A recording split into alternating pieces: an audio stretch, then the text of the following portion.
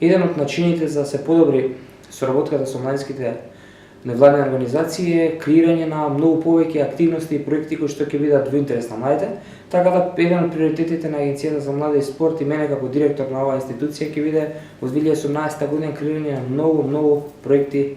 и мерки кои што ќе бидат во интерес на младите и впрочем преку тоа ќе ја подобриме и соработката со младинскиот невладин сектор. Често пати говоревме дека имаме како Агенција за млади и спорт имаме проблем во однос на трансфер на средства кон младинскиот невладин сектор, но како Агенција за млади и спорт можеме да генерираме многу проекти кои што младинскиот невладин сектор ќе ни бидат партнери во спроведување на сите овие младински проекти.